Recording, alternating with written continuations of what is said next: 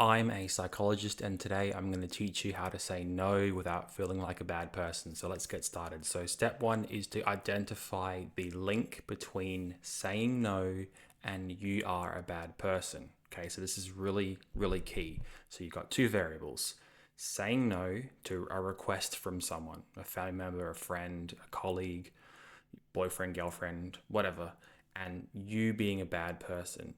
What is the link here? What is the underlying thing that's linking these two variables together? We need to identify this. So I can only hazard a guess at what it is because there's a few universal ones. Okay, so the first common link is the person anticipates social rejection. If you say no and you don't give the person that's asking something from you what they want, you fear that they're going to reject you and get rid of you, and you're going to be excluded from the group or whatever. So you figure, well, I better not do that because if I get excluded, I'm obviously a bad person and I'm silly and I can't afford to be excluded. So I'm just going to say yes, so that way they comply. So that way I don't get ignored or whatever. So that's probably one of the links, right? So let's say that is the link, and everyone's my hair here or stay. There we go. Everyone's a little different, but I'm going to roll with that as an example of the link for you. So let's say it is. Let's say that the anticipation of social rejection is the link. Then I would go off and I would ask things like, well, if that's the link, first of all, how do you know that that person is going to reject you? How do you know for certain? How do you know that anyone's going to reject you if you say no to them? You might then say something like, "Well, I've been rejected in the past. People have ignored me after I said no, so clearly they're going to do it again." And if that was the response, I would say something like, "Well, just because one person rejected you, does that mean that every person is going to reject you? Is everybody the same? Are you generalizing a social rule, or are you catastrophizing and then generalizing a social rule?" And more likely than not, the answer is yes, you would be catastrophizing or generalizing a social rule where one instance of a person rejecting you then becomes generalized to everybody rejecting you. So once you see that, the key is to decatastrophize that, to bring that fear back down to reality.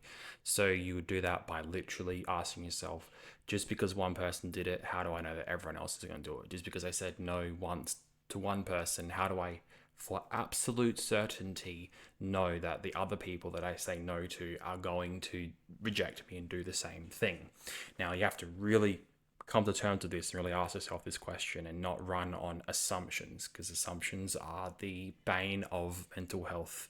Some mental health conditions where you assume something's going to happen, so you avoid the situation, you feel short-term relief, but you ultimately don't experience the new reality that you needed to experience in order to update your knowledge and learning about yourself. So we tie it back to the original question of what is the link. The link is saying no because I'll get rejected. So I'm going to say yes, but because people will fear that or people will say that I'm a bad person and they'll reject me if I don't say yes. But now we're going to detach from that. We're going to reattach saying no to a more adaptive and realistic interpretation, which would be something like, if someone says no and they reject you, well, actually, how do we know that's going to happen in the first place? But if they do, then maybe that's not really someone you want to be associated with anyway. That might be a bit materialistic or something. But the point is to reattach the correct meaning from saying no to bad person to saying no to what is realistic at the time, which is that not everyone's the same, and some people you'd say no to them, and they'll be like, okay, and they might just go off and ask someone else. Now, the next very common link is this idea of moral obligation, or that good people say yes. So you might rationalize that to be a good person is to say yes because you're morally or socially obligated, and a bad person says no. So if that's the link, then once again, like with the first one, you have to really question that and ask yourself things like, well, how does saying no in this one instance generalize to the rule of being a immoral or unsociable person? Like, why is one instance or one rule of it representative of your entire persona and your entire life? You could really ask, is this a generalization? And more likely than not, it is.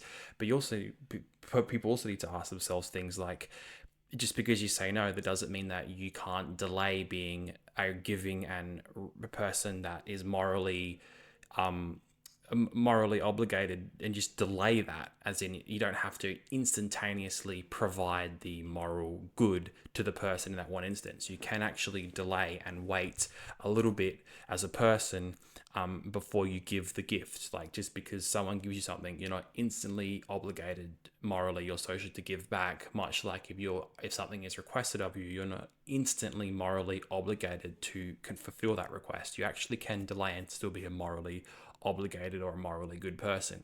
But also, what's important to yourself is detaching from that idea that just because, like, saying no does not obligate a person morally or socially to a particular outcome. This is really key to understand. It's kind of like, what about the other areas of life that can make you a morally good person, or a person that has good reciprocity? Just because, like, you can give your value in other ways, like time, attention, and a delayed resources, right? Why does it have to be instant? Why does it have to be in that very moment? You can still be a good person by being good over time. So that's probably one of the keys, I think, to really just decoupling from it, is seeing it from the lens of, you can still be a morally good person. You just distribute it over the course of your life, as opposed to doing it in an all or nothing fashion in that particular moment. The last mechanism that I'll cover that is pretty common is the anticipation of guilt, or the anticipation that you said no to them. They're going to feel upset, and you're responsible for them feeling upset. So you're try to avert that guilt by saying yes. Now, here's the trick with that one is, once again, you ask yourself, how much of this particular instance are you responsible for? Are you anticipating that you are 100% responsible for the outcome of the situation? Or is it more realistic to think of it in the sense of, there is a distribution of obligation and distribution of responsibility in any particular given context? And just because you say no, maybe if you attribute 50% of the responsibility to yourself, then that should alleviate a little bit of the guilt of saying no, because you can't be in control of everything. And you don't really want to be in control of everything, because I guess life would be pretty boring if you could predict and change everything, right? So you ask yourself things like, well, you try and decouple from the idea that just because you disappointed them doesn't mean that that's harmful. Doesn't mean that they can't get the service from someone else. It doesn't mean that you are solely responsible, or that you have harmed them, so you're the bad person.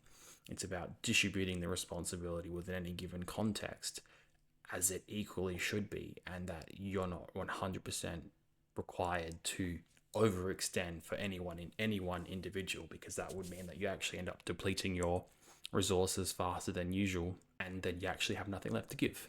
So you actually can't be a giver, because if you give too much, you'll give it all away and there's nothing left to give, right?